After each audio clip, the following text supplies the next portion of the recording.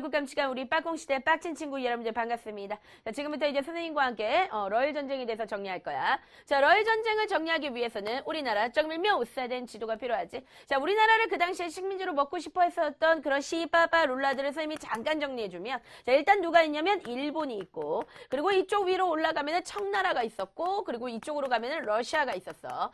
자, 일단 일본과 청나라 사이에서 청일 전쟁을 벌여가지고 일본이 청나라를 깨부셨지. 자, 그러면 일본이 이제 우리나라를 식민지로 먹기 위해서는 누구를 깨부셔야 돼? 네, 러시아의 죽방을 날려야 돼. 그래서 러시아와 일본 사이에서 한 전쟁이 있어. 그 전쟁이 바로 뭐야? 러일 전쟁이야. 자, 그러면 이 러일 전쟁은 뭐 때문에 싸웠다? 한반도에 대한 지배권을 사이에 두고 러시아하고 일본이 싸웠다. 자, 여러분들 이거를 딱 봤을 때, 자, 러시아하고 일본 중에 누가 더 셀까? 당연한 거지만 러시아가 훨씬 더 세. 그러니까 일본이 근대화에 성공한 거는 사실이지만, 그러나 러시아는 초사이언이야. 얘는 겁나 나루토 같은 놈이에요. 그러니까 여러분들 러시아는 굉장히 셉니다. 일본이 이길 수 있는 애가 아니에요. 그런데 실제 러일 전쟁에서 선생님 미리 알려주면 누가 이겼다? 네, 일본이 승리했어. 자, 그 이유는 왜 그러냐면 일본이 재수가 좋았어. 왜? 러시아보다 더 센 놈이 하나 있었다. 걔가 바로 누구야? 영국이야. 그런데 영국이 누구 편을 들어줬느냐? 일본 편을 들어줬어. 그걸 갖다 우리는 영일동맹이라 그래. 자, 이 영일동맹 시험 문제 1타지. 도대체 어떻게 이런 일이 가능한 걸까? 자, 러시아는 여러분들 세계에서 가장 뚱뚱한 국가입니다. 그런데 이 러시아가 남쪽으로 내려왔어요. 그런데 그 아래에 있었던 나라들이 죄다 영국의 식민지였었던 거야. 왜? 영국이 그 당시에 가장 잘 나갔으니까. 그러니까 사실은 세계 곳곳에서 러시아와 영국 사이에서 미친 듯이 전쟁이 벌어지고 있었던 거야. 자, 그러다 보니 영국 입장에서 러시아하고 일본이 싸운다고 하니까, 아, 그럼 난 무조건 일본 편이다 하면서 이 편을 딱 들어줘 버린 거예요. 그게 바로 영일동맹입니다. 그래서 이것을 바탕으로 해가지고 일본은 여기저기서 러시아를 막 깨부시기 시작해. 자, 그러면서 일본이 말도 안 되게 러일 전쟁 중에 우리나라하고 조약을 2개나 맺었어. 자, 그 2개의 조약이 시험 문제 1타니까 반드시 기억하고 가야 돼. 첫 번째가 바로 뭐냐면 한일 의정서야. 자, 이 한일 의정서에서는 일본이 원하기만 한다면 군사적인 요충지를 한반도는 내줘야 된다, 이런 겁니다. 예를 들어서 일본이, 야, 한국 땅 중에서, 야, 이거 나 갖고 싶은데, 그러면 그냥 줘야 된다는 거야. 그게 바로 뭐냐면 한일 의정서야. 그래서 이때 우리가 빼앗긴 땅이 있어. 그 땅이 바로 누구야? 독도야. 자, 그리고 두 번째 맺어진 조약이 바로 뭐냐면 한일 제1차 한일 협약이 되는 거야. 자, 이 한일 협약도 어떤 내용이냐면 우리나라에 군사와 그리고 외교 고문을 보내겠다, 이런 거야. 자, 일단 우리 친구들 고문이 뭔지 모를 거야. 그지? 뭐 고문에 대해서는 많이 들어봤을 건데, 뭐 칼로 여기 째고 입 찢고 뇌 열고 막 이런 거, 으악! 네, 이런 게 여러분들 고문 아니야. 여기서 얘기하는 고문이라는 것은 바로 뭐냐면 사람인데, 그러니까 일본에서 우리나라에 파견한 사람이야. 그러면 이 사람이 우리나라를 다스리냐? 그건 아니야. 왜냐면 우리나라에는 그 당시에 고종 황제가 있었기 때문에 우리나라는 고종 황제가 다스리지만, 이 일본 고문이 딱 오게 되면 얘가 다스리진 않아도 옆에서 이래라 저래라 하면서 계속 간섭을 합니다. 그래서 우리는 이걸 갖다가 외국인 고문이다, 이렇게 얘기하는 거야. 그래서 이때 우리나라에 파견된 사람이 미국인이었어요. 되게 황당하지? 네, 일본 사람이 온 게 아니라 미국인이 왔어. 걔 이름이 바로 누구냐면 스티븐스야. 너희들이 지금은 스티븐스? 누구야 저 할아버지? 저 할아버지가 아니라 할아버지 아니에요. 누구야 저 아저씨? 이렇게 생각할지 모르지만 이 사람 굉장히 유명한 사람이야. 얘가 전 세계를 돌아다니면서 미국인이잖아. 그러면 사실 상관없잖아요. 근데 우리나라에 대해서 되게 뒷담말 까고 다녀요. 그러면서 심지어는 뭐라고 얘기하냐면 조선이 일본의 지배를 받는 것은 축복이다, 이런 개소리를 하고 다녔던 애. 걔가 바로 누구냐면 스티븐스야. 자, 어쨌든 간에 이런 조약이 일본과 우리나라 사이에서 딱 맺어지게 되죠. 자, 그런 다음에 러일 전쟁에서 누가 승리했다? 일본. 누구? 일본. 누구? 일본. 자, 그래서 일본이 승리하게 된다. 그러면서 일본과 러시아 사이에서 조약이 하나 맺어졌죠. 지금 계속해서 조약이 나오는데, 그 조약의 이름이 바로 뭐냐면 포츠머스 조약이야. 자, 이 포츠머스 조약에서는 당연한 거지만 러시아가 인정을 해줬어. 자, 뭐에 대해서? 앞으로 한반도 지배권은 누구 것이다? 일본 권이다. 일본 것이다. 라고 이렇게 딱 인정을 해줬던 조약. 그게 바로 뭐야? 포츠머스 조약이야. 그런데 굉장히 황당한 조약이 하나 나타나. 자, 그 조약의 이름이 바로 뭐야? 네, 을사 조약이야. 자, 이 을사 조약은 누구와 누구 사이에 맺어진 거냐면 일본과 자, 누구 사이에? 네, 대한제국 사이에 맺은 거예요. 그러니까 우리 친구들이 생각할 때 황당할 수밖에 없지. 그치? 왜냐면 싸운 거는 러시아하고 일본인데 왜 도대체 여기에 우리나라 끼냐 이거죠. 여러분들 되게 황당합니다. 자, 이 조약은 눈물의 조약이다. 자, 왜 그러느냐? 우리나라의 국권이 처음으로 빼앗겼기 때문에. 자, 그러면 지금부터 선생님이 국권이라는 것이 뭔지 잠깐 얘기해 줄 건데, 국권이라는 건 뭐냐면 그 국가가 가지고 있는 고유의 권한이야. 예를 들어서 어떤 나라가 외교권을 가지고 있을 수도 있고 경찰권을 가지고 있을 수도 있고 뭐 사법권을 가지고 있을 수도 있고 이런 거는 개인이 가지고 있는 권한이 아니지. 그래 이런 건 누가 가지고 있는 거니? 그 국가가 가지고 있는 고유의 것들이야. 그러니까 굉장히 소중한 것들이지. 만약에 이런 것들이 하나하나 어떤 나라에 넘어가 가지고 완전히 국권이 다 넘어갔을 때 우리는 그거를 세 글자로 뭐라고 하는지 아니? 식민지라고 하는 거야. 그러니까 한마디로 말하면 우리가 처음으로 을사조약으로 일본한테 외교권 중에 외교권이라 국권 중에서 일부를 빼앗겼는데 그것은 우리 눈앞에 바로 식민지가 보이는 현상이었던 거죠. 그러니까 우리가 이제 식민지가 되기 바로 직전까지 간 거야. 그러니까 이거는 굉장히 우리한테 굉장히 가슴 아픈 사건이었던 거지. 그렇기 때문에 이거는 마치 나라를 잃은 것과 똑같은 그런 느낌이었던 거지. 그러면 이때 빼앗겼던 첫 번째 국권이 뭐냐? 여러분들 을사조약의 내용은 총 두 가지인데 이 두 가지가 다 우리의 마음을 굉장히 찢어놓습니다.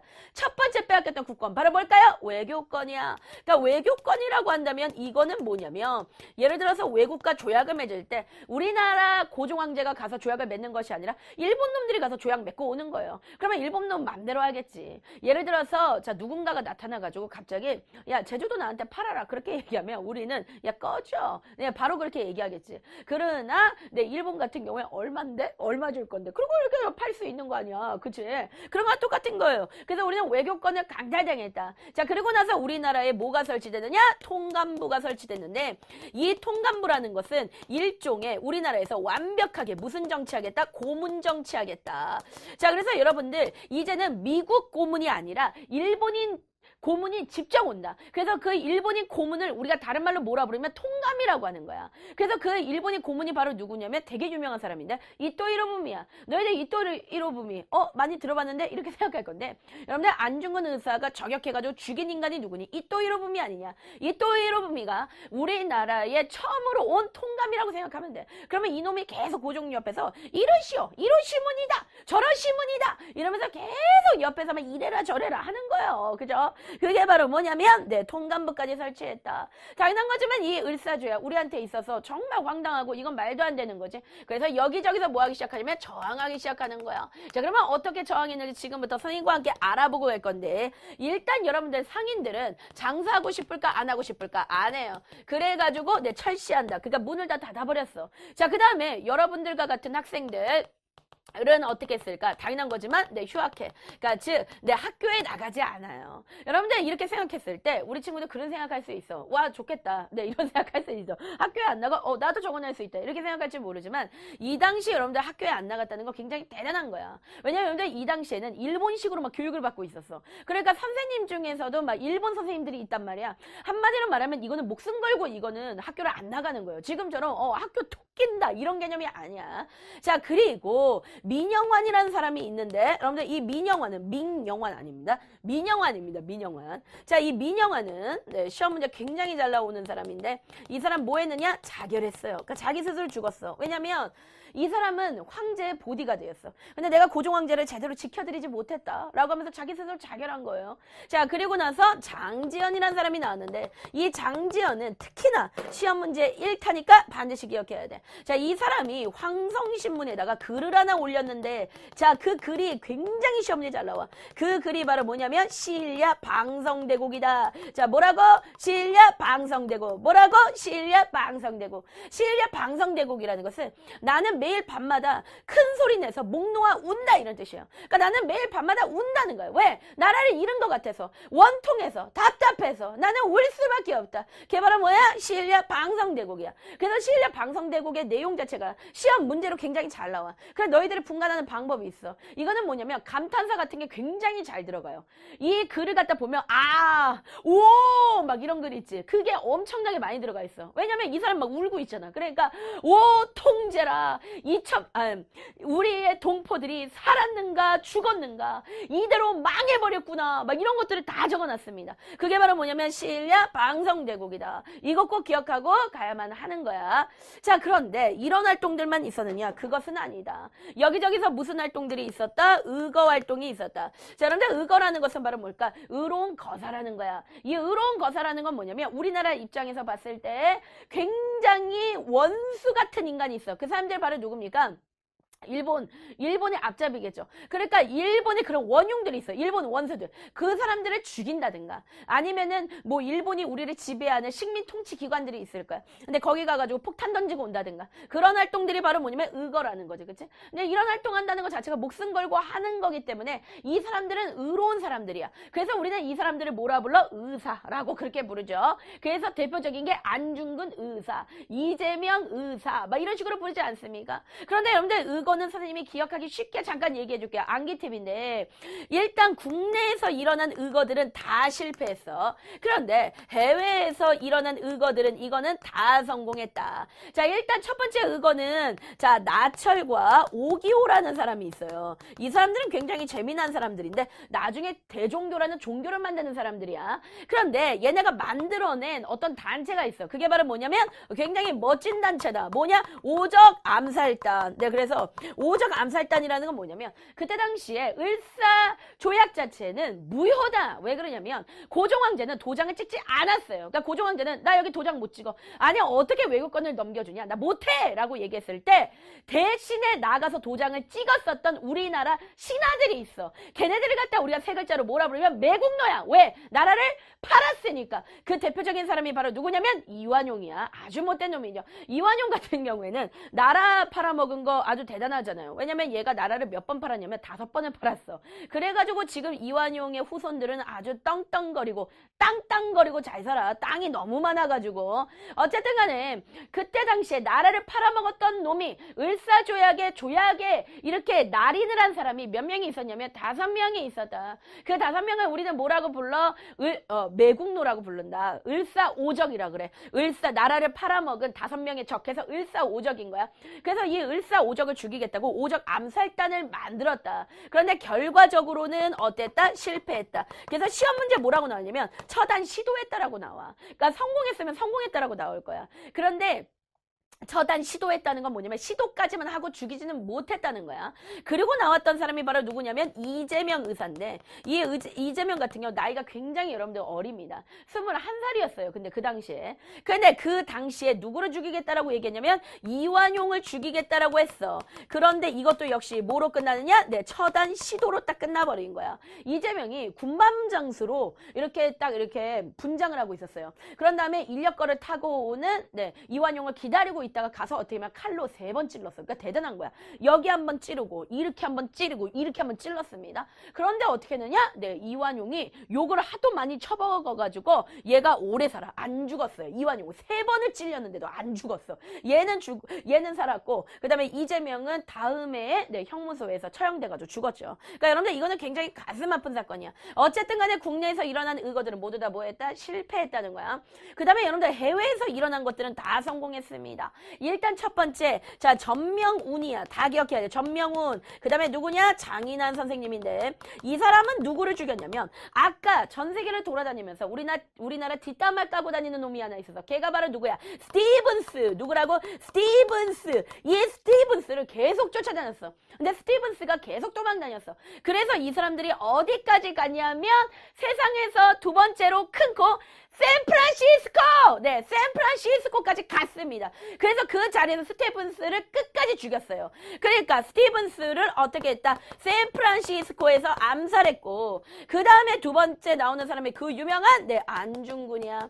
그래서 여러분들 안중근은 만주 하얼빈역에서 자 누구를 죽였다? 네, 그쵸? 네, 이 또 히로부미를 저격해가지고 죽였죠. 그러니까 여러분들 이런 사건들이 있었다는 거. 요거 2가지는 성공했다는 거 여러분들 알 수 있어. 자, 그런 상태에서 당연한 거지만 나라가 이런 식으로 넘어갔다는 것이, 물론 아직 식민지가 된 거는 아니지만 외교권이 박탈됐다는 것이 우리나라 입장에서 굉장히 가슴 아플 수밖에 없어. 자, 그래서 여기저기서 백성들이 가만히 있을 수 없다고 생각하면서 이 백성들이 집안에 있는 무기가 될 수 있는 거, 뭐 식칼, 그리고 뭐 후라이팬, 이쑤시개 이런 거 들고 다 우와 이러고 나왔습니다. 그걸 갖다 우린 뭐라 그래? 을사년에 일어난 의병이다 해서 을사의병이라고 그렇게 얘기를 하는 거야. 그런데 여러분들 을사의병하면 기억해야 되는 게, 을사의병을 일으켰었던 의병장들이 있어. 대표들이 있단 말이야. 가장 대표적인 할아버지는 최익현이야. 그런데 이 할아버지는요, 유생이에요, 유생. 선생님이 여러 번 얘기했었는데 이 의병은 누가 일으키는 거야? 유생들이 일으키지, 그치? 그러니까 이 사람은 상관이 없어. 최익현이 이런 걸 일으킨 거는. 워낙 최익현 같은 경우에는 원래 이런 거를 되게 많이 일으켰던 사람이에요. 그런데 정말 중요한 건 뭐냐면 이때 누가 나타나면 신돌석이 나타나요. 신돌석. 근데 이 사람 이름을 잘 봐라. 신돌돌이죠. 그죠? 그러니까 이 이름 자체가 그냥 되게 막 지은 이름이야. 그러면 이 사람 뭐라는 거지? 평민이라는 거지. 그래서 여러분들 을사의병은 시험 문제 굉장히 잘 나온다. 왜 그러느냐? 자, 이걸 갖다 우린 뭐라 그래? 자, 최초에 누가 나타났다? 평민 출신의 의병장이 나타났다. 그래서 여러분들 을사의병이 굉장히 중요하다. 이거는 무슨 의미인가 하면은 너희들 그 전까지는 평민들이 의병 활동을 많이 할까 안 할까? 안 해. 그러면 주로 누가 할까? 유생들이 해. 일단은 유생들 같은 경우는 많이 배우기도 했지만 얘들은 먹고 살 수가 있어요. 그러니까 야, 나라를 지키자 이러지만 평민들 입장에서 어떠냐면 야, 당장 내가 굶어 죽게 생겼는데 무슨 나라야, 이런 입장이었단 말이야. 그런데 가만히 보니까 을사조약으로 인해 가지고 우리나라가 완전히 이제 넘어갈 것 같아. 진짜 넘어갈 것 같아. 그러니까 평민들이 야, 우리가 이러고 있을 때가 아니다. 정말로 나라가 넘어갈 것 같으니까 우리도 의병을 일으켜야 돼 라고 하면서 평민 출신의 의병장이 처음으로 나온 사건이에요. 알았죠? 근데 여러분들 꼭 기억해야 되나? 을사의병은 뭐가 처음으로 나타났다? 최초에 평민 출신의 의병장이 나타났다는 거. 요까지 기억하고 간다. 그러면 이때 우리 친구들 궁금한 거야. 선생님, 이렇게 을사조약으로 인해서 우리나라가 이렇게 원통한데 그렇다면 고종황제는 무엇을 했습니까? 자, 그러면 지금부터 선생님이 고종황제가 어떤 활동들을 했는지 알아보면 첫 번째는 일단 전 세계에 조약이 무효라는 것을 갖다가 선포했습니다. 왜냐면 당연한 거지만 이건 무효지. 왜? 고종이 찍었어 안 찍었어? 안 찍었어. 나 안 찍었어. 이거를 전 세계에 선포를 한 거야. 자, 그리고 두 번째, 이 두 번째가 시험 문제 잘 나오니까 반드시 꼭 기억하고 가야 되는데, 자, 네덜란드에 가면 헤이그라는 곳이 있어. 그런데 여기에 뭘 보냈냐면 특사를 보냈어. 그 특사가 바로 누구야? 이준. 예, 여러분들 이 사람들 이름 3개 기억해. 누구? 이준, 그 다음에 이휘종, 그리고 누구? 이상설. 이 사람들을 잠깐 불러가지고 뭐라고 얘기하냐면 그 당시 네덜란드 헤이그에서 만국평화회의라는 회의가 열리고 있었는데 그 회의에는 정말로 전 세계 대표들이 다 모여서 회의하는 그런 장소였어. 그러니까 그 장소에 가가지고 우리나라의 이런 억울한 사정을 좀 알리라는 거예요. 왜냐면 우리가 일본으로부터 벗어나고 싶지만 우리나라만의 힘으로는 되겠어 안 되겠어? 안 되지. 지금 일본이 너무 세니까. 그러면 다른 나라한테 호소해서 다른 나라의 도움을 받아야 되지 않겠는가 해가지고 얘네들은 일본 몰래 특사로 딱 보낸 거예요. 그런데 중요한 건 회의장 자체에 들어가질 못했어. 그래서 이 사람들이 외쳤던 굉장히 유명한 말이 있습니다. 문을 두드리면서 얘기하는 거야. 우리도 대한제국의 특사입니다. 그러니까 우리도 똑같은 이 대한제국이란 나라가 있고 우리도 너네랑 똑같은 나라다. 그리고 우리도 이 나라에서 파견한 정식적인 특사다. 우리가 일본의 식민지 지배를 받고 있다 하더라도 그러나 우리는 특사다라고 얘기하면서 문을 막 두들겼어. 그러나 문을 열어주지 않았고, 그리고 이미 그 자리에 앉아 있었던 사람들이, 각 나라의 대표들이 일본에 의해서 매수되어 있어요. 그러니까 이 말을 들으려고 하지 않는 거야. 그러니까 이 사람들이 그 네덜란드에서 가지를 않고 돌아갈 수 없는 거야. 도저히 이렇게는 우리가 조국으로 돌아갈 수 없다라면서 길거리를 돌아다니면서, 여러분들 대단한 거야. 한 나라의 특사가 어찌 보면 포기할 수도 있어. 쪽팔리잖아. 그런데 길거리를 돌아다니면서 막 사람들을 붙잡고 이거를 다 얘기하는 거야. 그래도 안 되니까 막 원통해가지고 이중 같은 경우 그 자리에서 여러분들 자결을 해버립니다. 자결을 해요. 활복을 하죠. 배를 잘라가지고 내장을 다 꺼내놓고 죽었다고 우리가 그렇게 얘기를 하는데, 어쨌든 간에 헤이그 특사 자체는 어땠냐면 이거는 실패하게 된다. 근데 여기서 선생님이 잠깐 얘기를 해줄 게 뭐냐면, 헤이그 특사가 언제 일어나냐면 1907년에 헤이그 특사가 딱 일어나게 돼. 그래서 어떤 사건이 벌어지게 되냐면 같은 이제 1907년이야. 1907년에 바로 어떻게 되냐? 고종이 강제 퇴위당한다. 이 헤이그 특사 사건을 알게 되었던 이제 일본이 고종한테 바로 얘기한 거지. 야, 내가 너 그냥 가만히 뒀는데 나 네 아무것도 아니었는데 감히 우리에 대해서 뒷담 말을까? 가만히 두면 안 되겠네 해가지고 헤이그 특사를 계기로 해가지고 이 고종을 고종 자리에서 내쫓아버려. 그걸 갖다 우리가 뭐라고 하냐면 고종 강제 퇴위라 그래. 그래서 고종 강제 퇴위되었던 사건은 뭐 때문이었다? 헤이그 특사가 원인이 되었다라는 거 꼭 기억하고 가야 되고, 그런 다음에 고종 대신에 고종의 아들을 왕자리에 올려. 그 사람이 바로 누구야? 순종이야. 자, 그래서 순종하고 또 강제적으로 조약을 하나 맺게 되었어. 그것이 바로 뭐냐면 한일 신협약이다.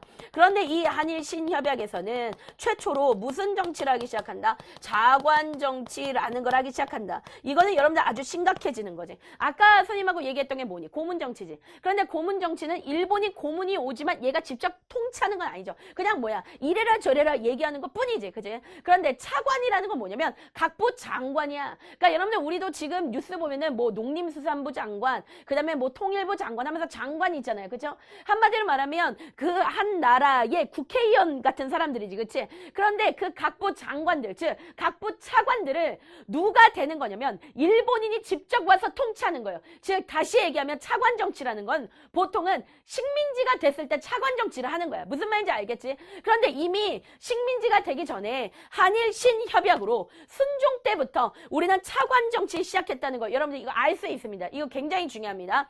그런 다음에 일본이 어떻게 했느냐? 군대를 해산시켜버렸어요.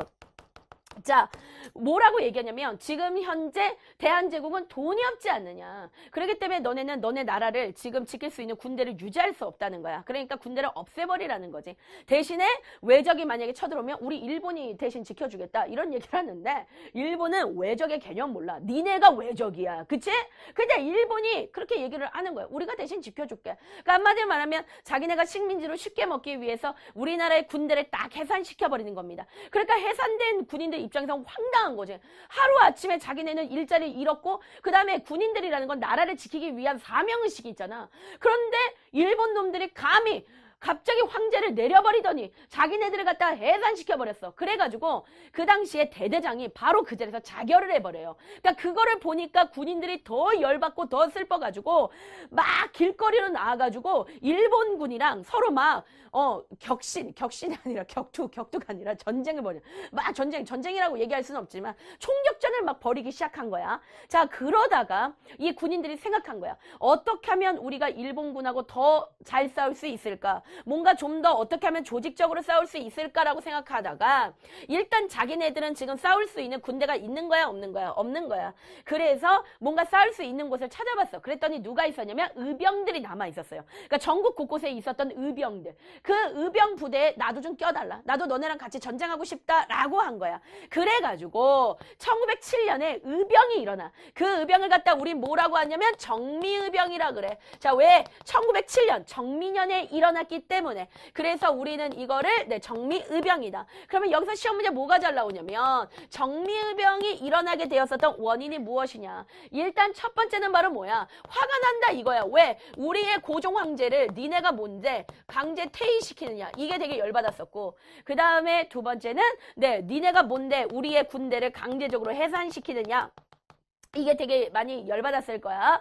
자, 그래서 정미의병이 일어났는데 이 정미의병이 가지고 있는 특징이 있어. 자, 이 특징이 시험 문제 1타니까 반드시 꼭 기억해야 되는데, 일단 이 정미의병은 원래 의병은 그냥 민간인들이지. 그치? 그러니까 전문적인 사람들은 아니야. 그런데 여기에 누가 들어간 거야? 군인들. 해산된 군인들이 여기에 합류가 됐어요.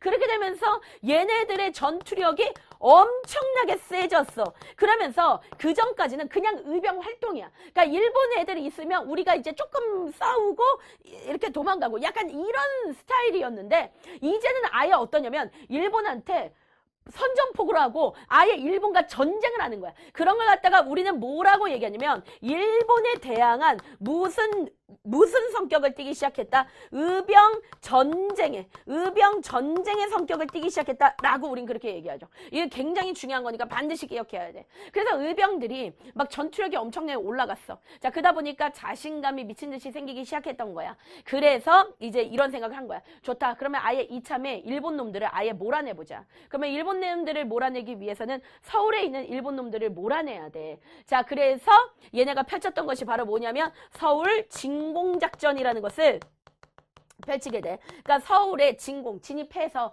일본군을 몰아내야 되지만 우리가 그래야지만 완벽하게 우리가 독립할 수 있다. 그래서 서울 진공작전을 펼쳐. 그래서 이거를 펼치기 위해서 만들어낸 것이 바로 13도 창의군이라는 걸 만들어요. 그래서 이것도 굉장히 감동이지. 지금 우리가 일본 놈들을 서울에서 몰아낼 거니까 자, 이 전쟁에 참여할 사람들 모여라. 창이라는 말 자체가 뭐야? 자발적이야. 그러니까 자발적으로 사람들이 여기저기서 모인 거예요. 그래서 이 군대가 서울로 막 진격하고 있었어. 그때 총대장이 바로 누구냐면 이인영이야. 그래서 이인영이 이거를 이끌고서는 서울로 진격하고 있었는데 결과적으로 얘기하면 이거는 뭐냐? 네, 서울에 들어가지도 못하고 완전히 실패해버렸다.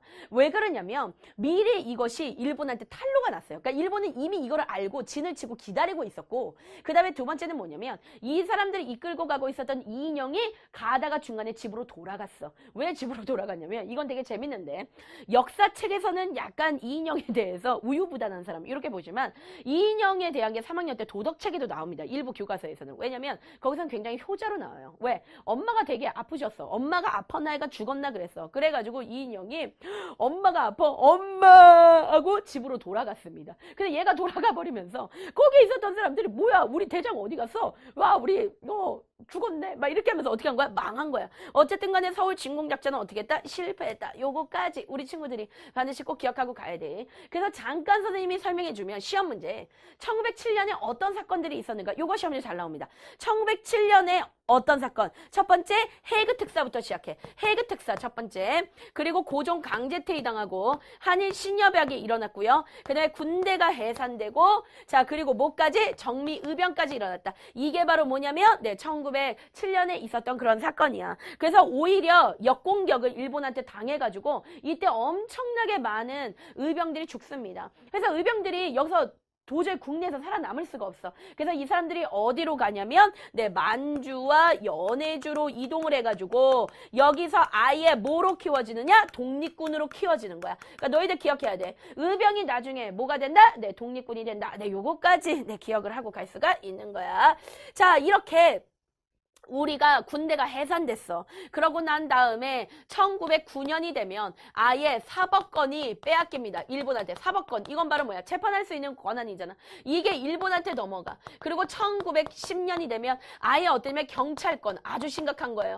경찰권까지도 일본한테 넘어가. 너희들 경찰권이 넘어갔다는 건 거의 이거는 식민지가 확정된 거야. 왜냐면 너희들 한번 생각해봐. 야 우리가 위험에 처해. 그러면 우리를 지켜줘야 되는 게 누구야? 경찰이 지켜주지. 그치? 그런데 그 경찰이 위험한 일본이야. 그러면 이거는 다 끝난 거잖아요. 그렇죠? 그러니까 경찰권이 일본으로 딱 넘어가. 이렇게 모든 준비가 다 되고 나니까 일본이 송병준이라는 사람을 딱 부릅니다. 이 사람 바로 누구냐면 친일파 중에서도 친일파예요. 그러니까 친일파 중에서도 갑이고 친일파 어부 친일파야. 그러니까 아주 대단한 친일파야. 근데 얘가 그 당시에 만들었던 조직이 하나 있었는데 그 조직이 바로 뭐냐면 일진회입니다. 여러분들 일진회 많이 들어봤지만 학교에도 있죠. 근데 그런 일진은 아니에요. 이 일진회는 뭐냐면 친일파들로 이렇게 있는 그 일진회야. 근데 일진회를 불러서 뭐라고 얘기하냐면 야 마치 너네가 일본이랑 하나 되는 것을 원한다. 일본의 식민지 지배를 우리 조선 사람들은 원하고 있다. 식으로 네가 발표를 해라 해가지고 좋아 그러면 그 조건으로 나한테 얼마 줄 거야? 라고 했더니 일본이 야 얼마 줄게? 라고 했더니 얼마 줄게? 라고 했더니 송병준이 아 그거 가지고 안 돼. 이만큼 줘. 라고 했어. 그랬더니 일본이 이렇게 얘기하는 거야.